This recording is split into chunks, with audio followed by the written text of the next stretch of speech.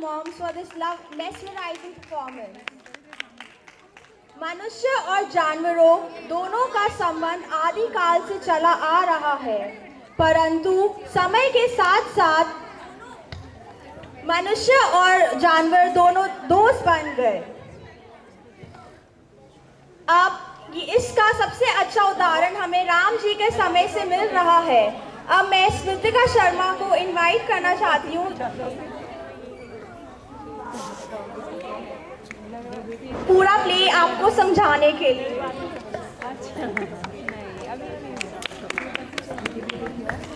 Hello. Good evening, everyone, and thank you so much for coming. From my side and my team, we are all very happy that we got so much gathering over here, and thank you so much. And one big round of applause for yourselves, and for the ladies, and for the kids as well. जब आप लोगों को invitation मिला, of course you must be shocked कि ये रामायण दोबारा से, I mean why? Already there are so many Ramayans happening all around the world. People are doing it again and again every year, day after another. So I'm here to explain you all कि हमने ये रामायण क्यों की और इसमें क्या different है। मैं यहाँ पे इसलिए बोलने आई हूँ because this is a totally different concept and I want you all to absorb every second of it. Because it's very important for all the children. I am very happy that I can see few children in the audience. It's very important for the children because छोटे questions that we cannot ask our parents or our grandparents, that they never ask about Ramayana, about Bhagwan Ram, about Bhagwan, any god. People do not ask questions. So basically, through this play, we are able to answer many of the questions, many of the queries that children never could ask their parents.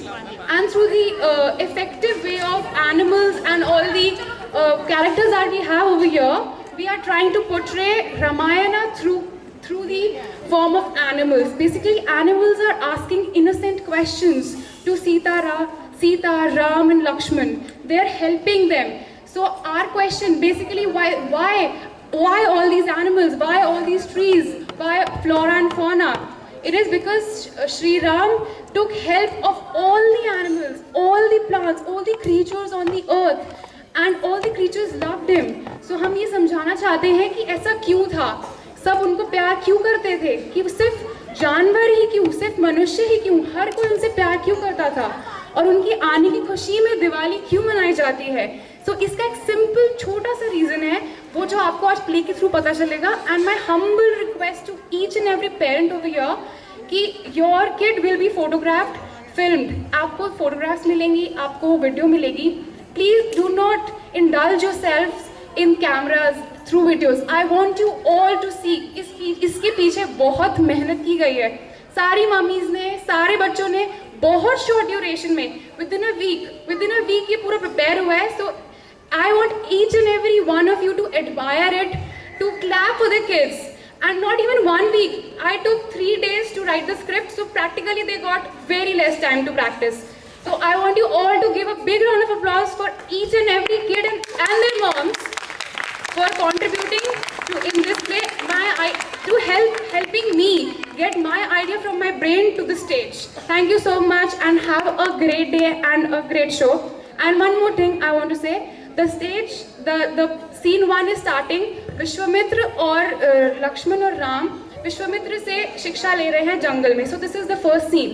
So I hope आप सब लोग ध्यान से सुनेंगे because it's all about hearing. The kids voices पहले dub की गई हैं because उनके पास इतना टाइम नहीं था कि वो सारे लर्न करें, सब कुछ लर्न करें. तो मैंने सबकी voices डब की हैं. The audio system will be playing and I want you all to hear each and everything. Okay? Thank you.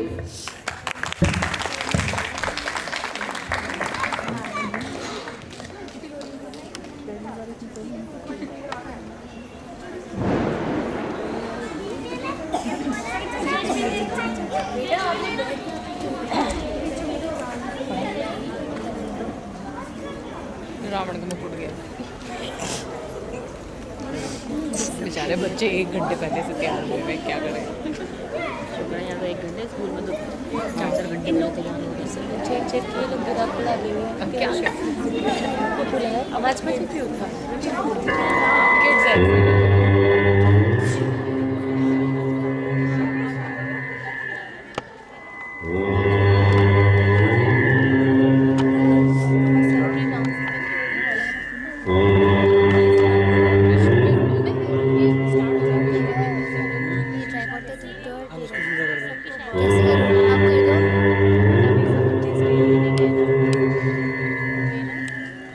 सीधा रहना, सीधा रहना, एक तो रहना, सीधा रहना, सीधा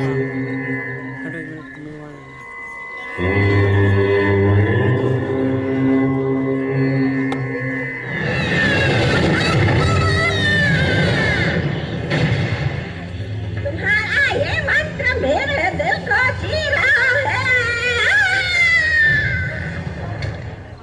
गुरुजी, ये विचित्र आवाज कैसी? हे राम, ये तारका है। पहले ये बहुत सुंदर वन था, पर अब इसका नाश हो गया है। इस तारका के कारण ये यहाँ की सारी वनस्पति को हानि पहुँचाती है, जानवरों को मारती है और मासूम लोगों को परेशान करती है। इसने यहाँ पे रहने वाले हर प्राणी को परेशान कर रखा है। क्या ये एक राक्षस है गुरुजी? नहीं राम, प्रकृति किसी को राक्षसों या देवताओं में विभाजित नहीं करती। हम सबके अंदर एक राक्षस और एक देवता होता है। ये हम पर निर्भर करता है राम कि हम किसका पक्ष लेना चाहते हैं। हमारा कर्म ही हमें प्रभाषित करता है। आगे आने वाले समय में तुम्हारे सामने ऐसी बहुत परिस्थितियां आएंगी जिनमें तुम्हें ही निर्णय लेना होगा कि क्या सही है और क्या गलत, और तुम्हारे निर्णय से पूरा विश्व प्रभावित होगा।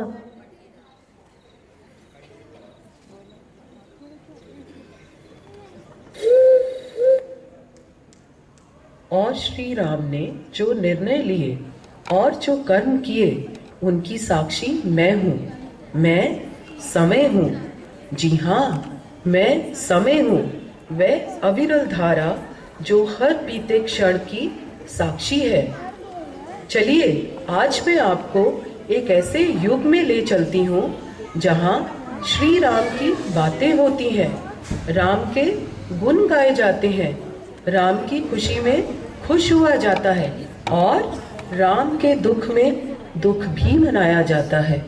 आओ चलें सतयुग में, श्री राम के युग में। जय श्री राम।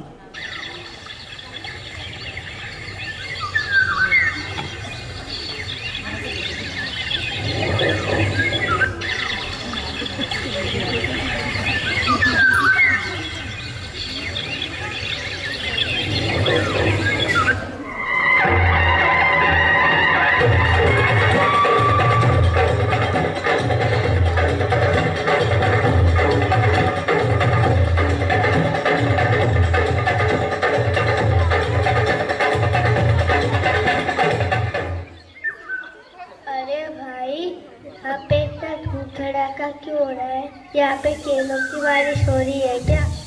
अरे बंदर, खाने के अलावा कुछ और भी सोच लिया कर। क्या तुम्हें पता नहीं, श्री राम ने उस दुष्ट तारका का वध कर दिया। हम सब इसी खुशी में उत्सव मना रहे। तारका का वध? और ये तारका कौन है? तारका का वध क्यों हुआ? तुम इस जंगल में नए हो क्या भाई? तारका एक दुष्ट राक्षस, उसने हम सबका जीना मुश्किल कर रखा था। न हम चैन से सो पाते थे, न खा पाते थे। उसने तो मेरे बहुत से मित्रों को मारा, मुझे बहुत सताया और हमारे परिवार को हानि पहुंचाई। मैं तो बहुत दुखी हो गई थी। अरे अब कैसी उदासी? अब तो हमारे सारे दुख श्री राम ने दूर कर दिया है। अब तो मुझे किसी चीज का दुख नहीं, किसी की चिंता नहीं। अब तो मैं आराम से रह सकती हूँ, खुशी से अपने मित्रों के साथ खेल सकती हूँ। ये खुशी का मौका हमें श्री राम की वजह से प्राप्त हुआ है। सब मिलकर बोलो जय श्री राम। जय श्री राम, जय श्री राम। राम जी की निकली सवारी, राम जी की लीला है न्यारी। राम जी की निकली सवारी, राम जी की लीला है न्यारी।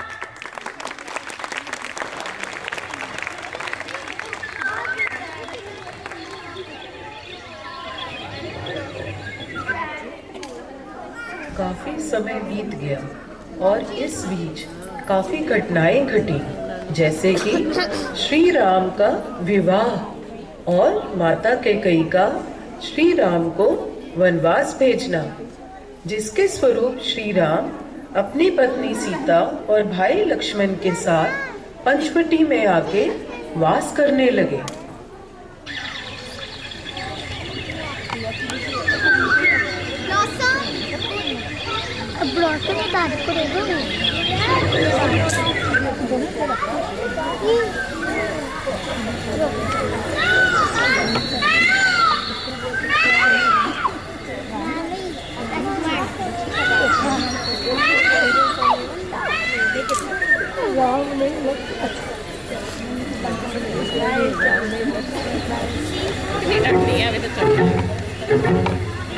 अरे अरे भागो, वो स्त्री हमारी ही तरफ आ रही है, जल्दी से छुप जाओ।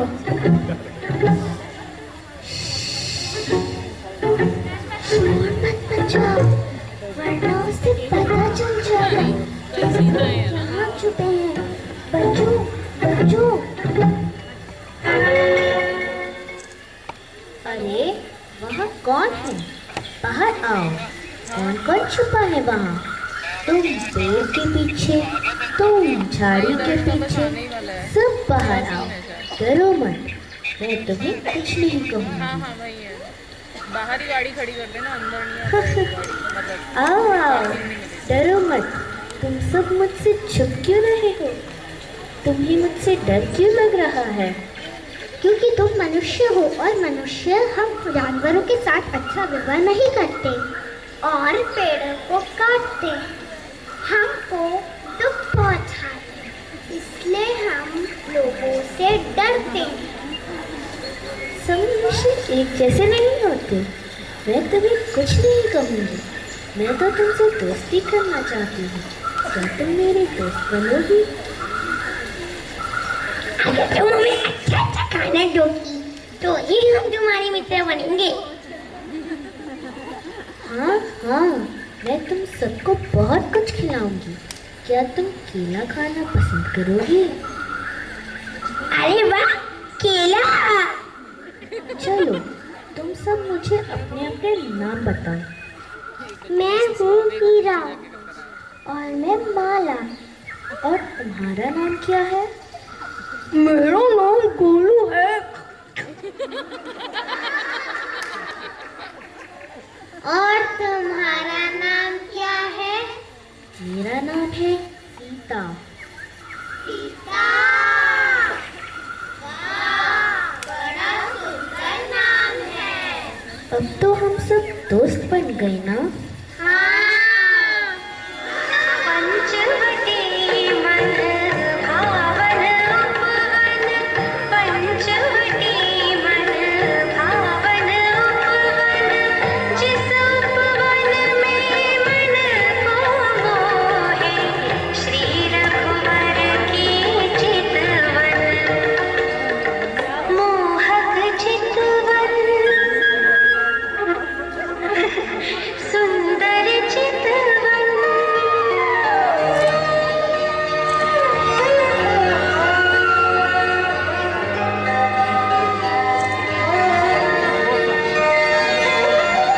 कोमल कलियां खिल खिल जाए, लता वृक्ष से मिल मिल जाए, दादुर मोर पपीहा गाए, मधुर मधुर स्वर हर पल,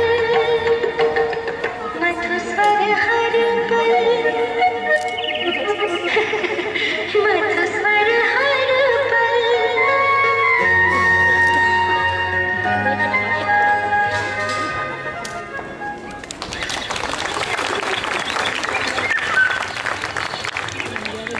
हीरा तो नहीं है ना?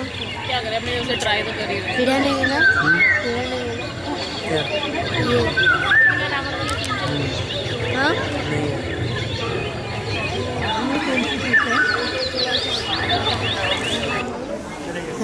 जीते बने।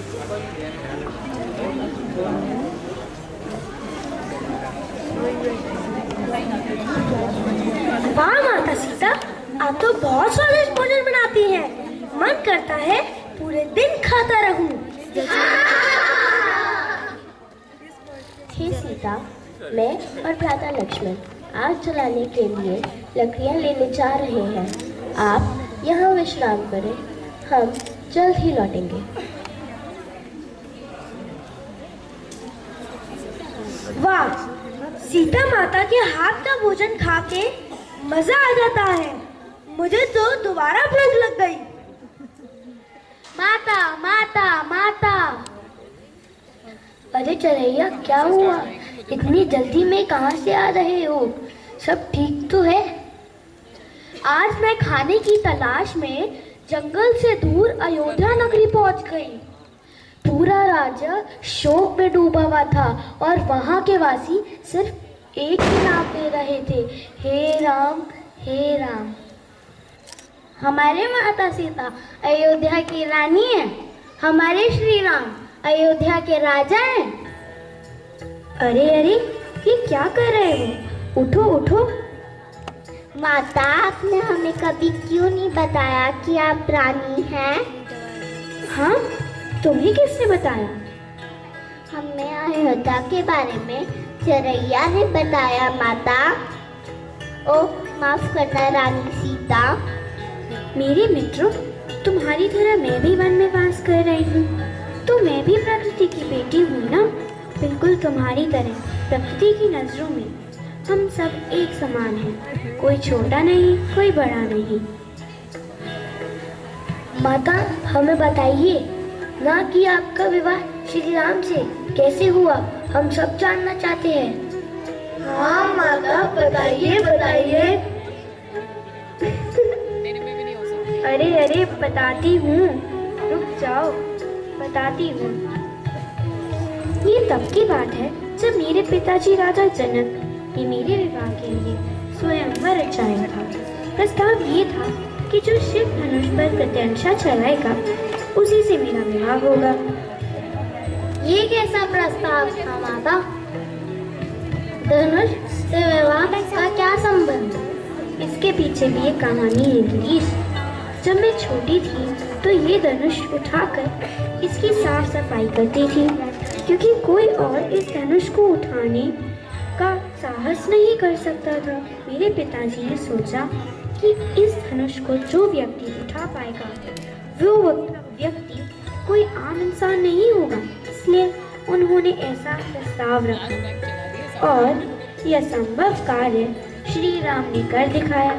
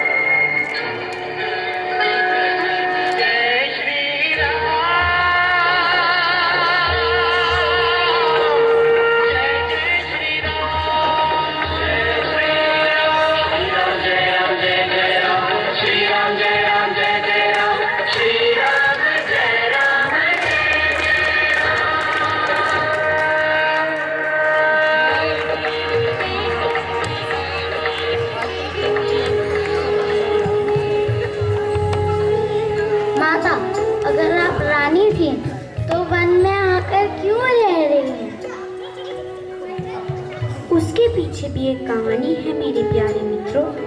माता कैकेयी ने आदेश दिया था श्री राम को 14 साल के वनवास का, जिसके स्वरूप हम यहाँ आए हैं। माता कैकेयी ये कौन है? ये राजा दशरथ की रानियों में से एक है। श्री राम की 3 माताओं में से एक।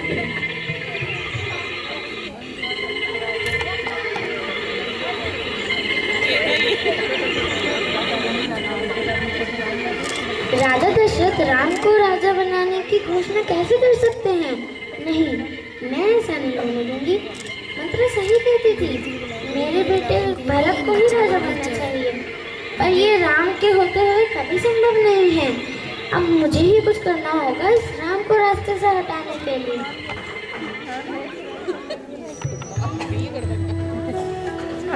माता कैकेयी ने राजा जनक से 2 वचन मांगे। पहला, श्री राम को 14 वर्ष का वनवास मिलेगा। दूसरा, उनके भरत को राजा बना दिया जाए।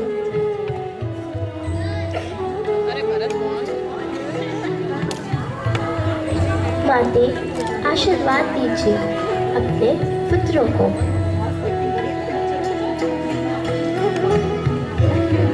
भैया, क्यों जा रहे हो आप?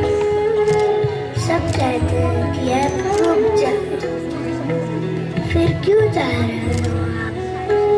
मेरे प्रिय लक्ष्मण, पिताजी ने माता कैकेयी को वचन दिया है। वचन की पूर्ति करना मेरा कर्तव्य है। और लक्ष्मण, एक बात हमेशा याद रखना, रघुकुल गीत सदा चली आए, दाल जाए पर वचन न जाए। भैया, अगर ऐसा तो मैं भी चलूंगा आपके साथ, आपकी परछाई की तरह।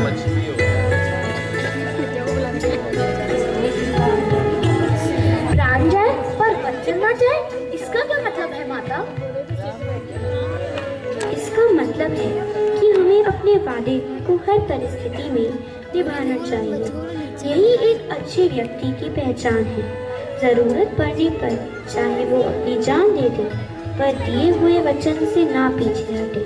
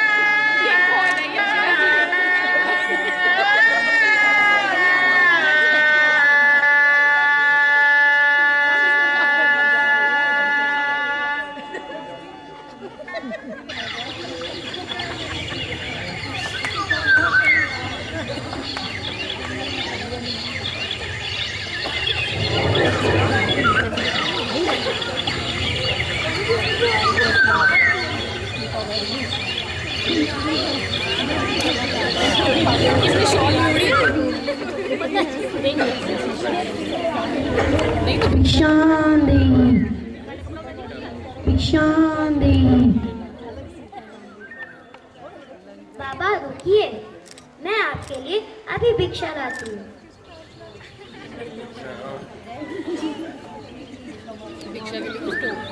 माते, मैं ये रेखा पार नहीं कर सकता। आप इस रेखा को पार करके आए और मुझे भिक्षा दें। पर ये रेखा लक्ष्मण ने मेरी रक्षा के लिए बनाई है, मैं इसे लांघ नहीं सकती। साधु को भिक्षा नहीं दोगी तो सर्वनाश होगा। भूखा ब्राह्मण श्राप देगा।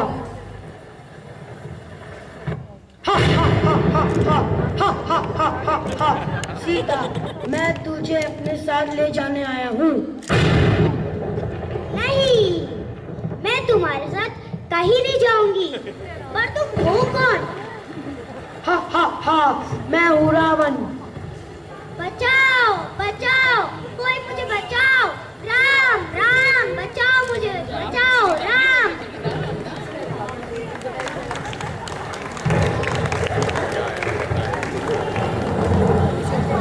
लगता है माता सीता खतरे में है। हम क्या करें, कैसे बचाएं माता को? यह शोर कैसा? और माता सीता कहाँ है? जटायु, अनर्थ हो गया। कोई राक्षस माता सीता को उठा ले गया। वह उड़ते हुए रथ पर आया था, बहुत बड़ा, बहुत भयानक। माता संकट में है, हमें उनकी मदद करनी चाहिए। मैं जाता हूँ उन्हें बचाने। पर जटायु, तुम भी अकेले कैसे करोगे? वो बहुत शक्तिशाली है, तुम उसका सामना नहीं कर पाओगे। किसी को तो पहल करनी पड़ेगी दोस्तों, माता संकट में है। मैं उड़ भी सकता हूँ, तुम लोग उड़ नहीं पाओगे। मैं जाऊंगा अपनी माता को बचाने, चाहे मुझे अपनी जान गंवानी पड़े।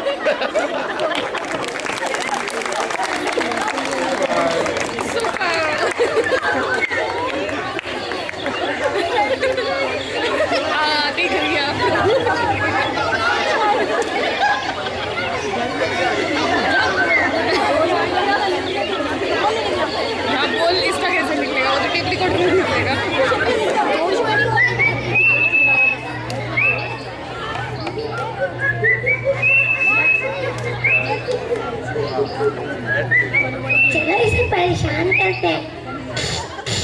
आज तुझे कोई भी बचा नहीं होगा। हाँ हाँ हाँ हाँ।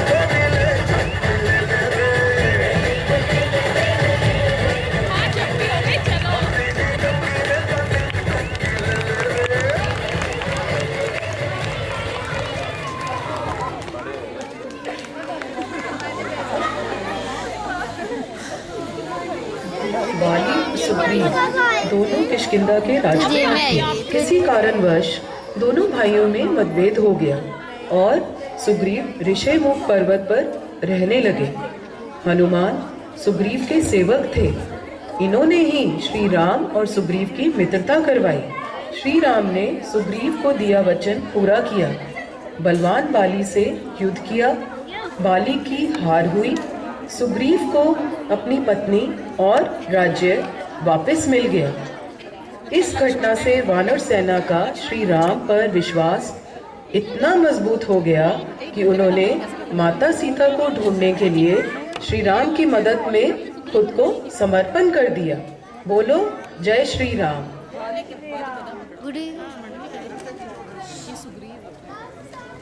हे राम, मुझे अपनी गलती का एहसास हो गया है। आपने जो किया सही किया। मुझे अपने किए पर पछतावा है। हे भ्राता सुग्रीव, मुझे माफ करना। मैंने अपनी मर्यादा का उल्लंघन किया, तुम्हें धोखा दिया। पर प्रभु राम, मेरे पापों का दंड मेरे बेटे अंगद को ना दे। मेरा बेटा अंगद बहुत शक्तिशाली है, उसके बल को सही दिशा देना, ये विनती है आपसे मेरी। निश्चिंत रहो बाली, जैसा तुम चाहते हो वैसा ही होगा।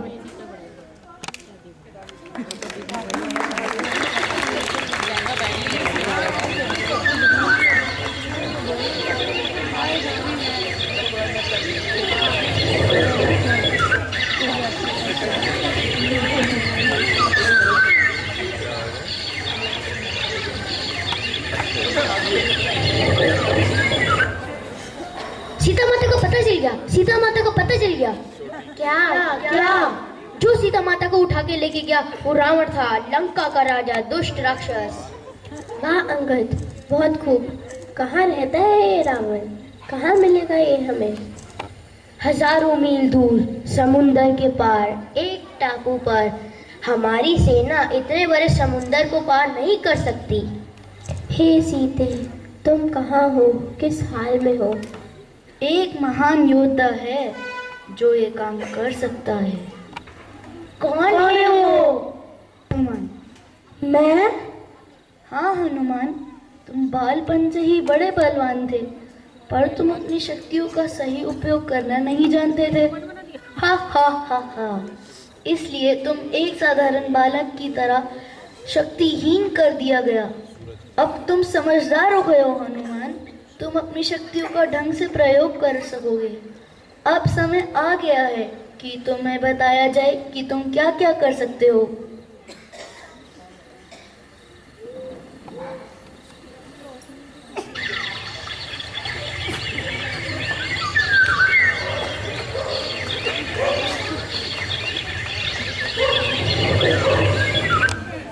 हाँ माँ सीता, मैं धन्य हुआ माता के दर्शन करके। हे राम, शीघ्र आइए मुझे यहाँ से ले जाने के लिए।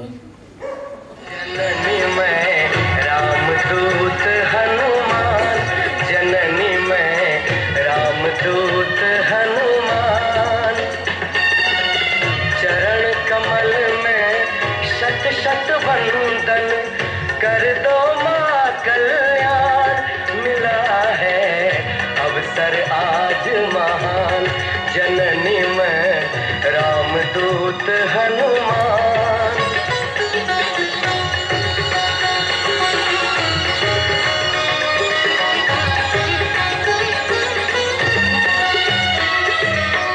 चमके कोटि सूर्य सम रघुवर, शीत चंद्र सी वाणी मधुकर, करके रावण हरण तुम्हारा, किया मृत्यु आह्वान, जननी मैं रामदूत हनुमान, जननी मैं रामदूत हनुमान। ये तो मेरी श्री राम की अंगूठी है। मैं आपको यहाँ से ले जाने आया हूँ माते, चलिए मेरे साथ श्री राम के पास। नहीं हनुमान, मैं तुम्हारे साथ नहीं जा सकती। यहाँ इन राक्षसों ने बहुत मासूम लोगों को बंदी बना रखा है। अकेले मुझे यहाँ से ले जाने उचित नहीं होगा, और मैं चाहती हूँ कि मेरे श्री राम मुझे खुद लेने आए। आप महान हैं माते, आप चिंता मत कीजिए। प्रभु राम आपको और बाकी लंका वासियों को बचाने के लिए शीघ्र ही आएंगे। आज्ञा दीजिए माते।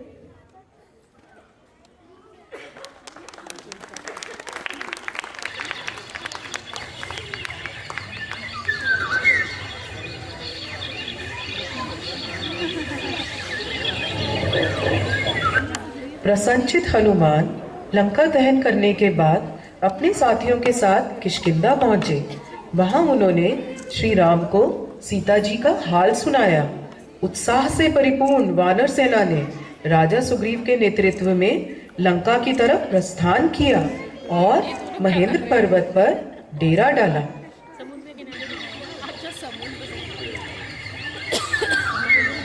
ये फिशेस हो गए।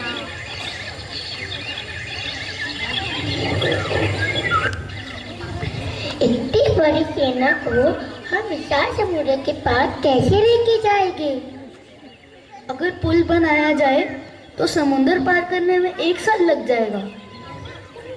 इसका उपाय तो बस समुद्र के देवता ही हमें दे सकते हैं।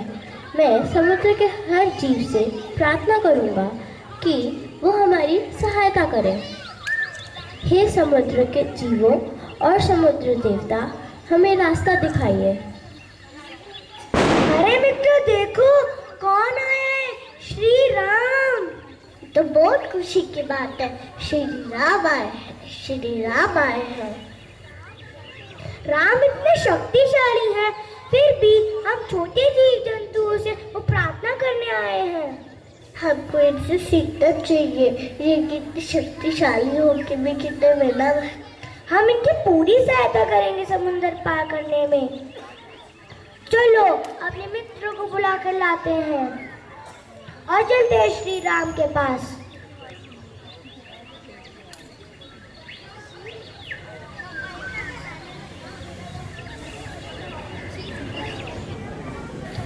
तीन दिन तक अनुनय विनय करने के बाद भी जब समुद्र ने रास्ता नहीं दिया तो क्रोधित श्री राम ने प्रत्यंचा चढ़ा ली। डरते हुए समुद्र ने उन्हें नल और नील के बारे में बताया, जिनकी सहायता से 5 दिन में समुद्र को 2 टुकड़ों में बांटता हुआ, रावण के अहंकार को चूर करता हुआ पुल तैयार हो गया।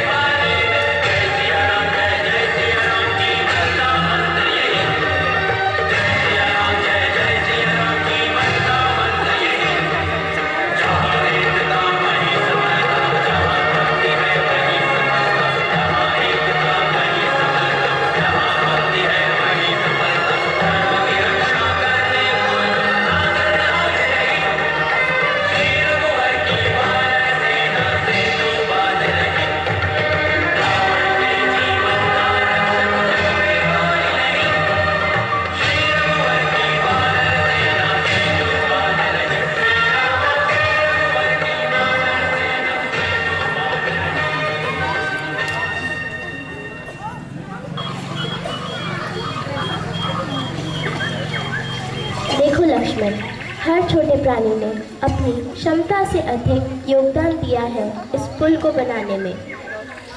हाँ भैया, आपने सही कहा। गिलहरी, तुम्हारा बहुत शुक्रिया, कितनी प्यारी हो तुम।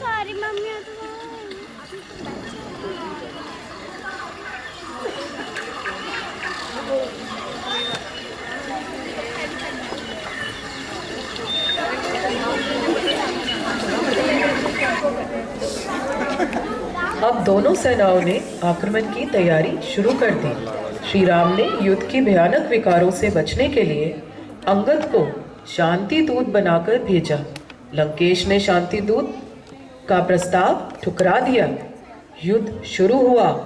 रावण और अन्य राक्षसों के जय घोष से आसमान फट पड़ा। कोलाहल ही कोलाहल। एक एक करके महाशक्तिशाली राक्षस मारे गए। धूम्राक्ष, अकंपन, प्रहस्त, कुंभकर्ण, इंद्रजीत, मेघनाथ, अतिकाय आदि। अकेला बचा रावण। फुंकारते हुए युद्ध के लिए निकल पड़ा। अपने भाई विभीषण को राम के साथ खड़ा देख रावण आग बबूला हो गया। उसने विभीषण पर प्रहार किया। विभीषण को बचाते हुए लक्ष्मण ने घातक बाण का प्रहार सहा और अचेत हो गए। हनुमान ने संजीवनी बूटी लाकर लक्ष्मण की जान बचाई।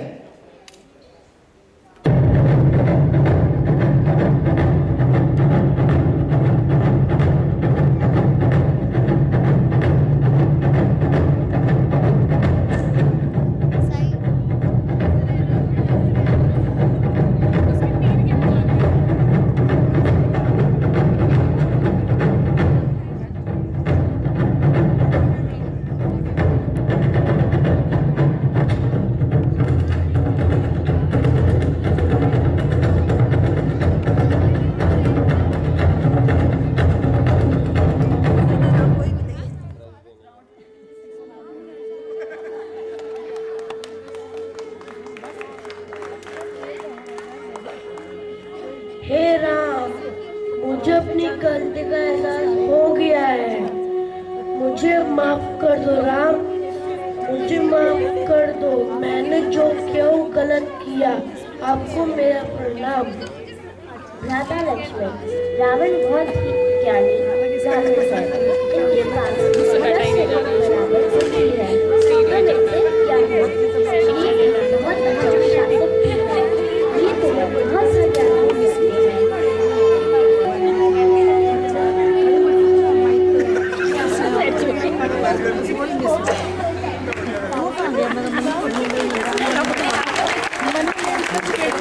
श्री राम ने रावण को मार गिराया। श्री राम की विजय हुई। सच्चाई और अच्छाई की बुराई पर विजय हुई। प्रसन्नता सर्वव्यापक थी। हनुमान ने सीता को अशोक वाटिका में यह सुखद समाचार सुनाया और लक्ष्मण ने विभीषण का लंका में राज्याभिषेक किया। वानर सेना सीता जी को देखने के लिए उत्सुक थी।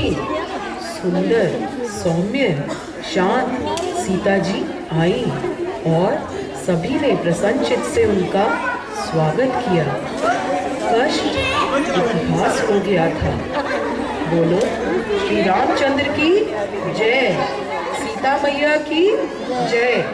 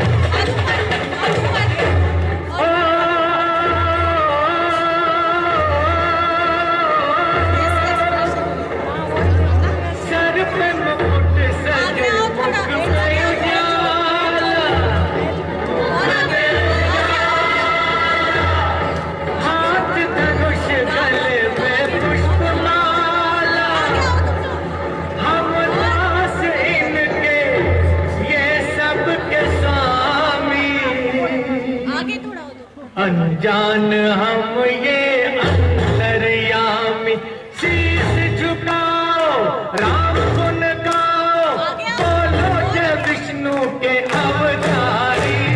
राम जी की निकली सवारी, राम जी की लीला है न्यारी। राम जी की निकली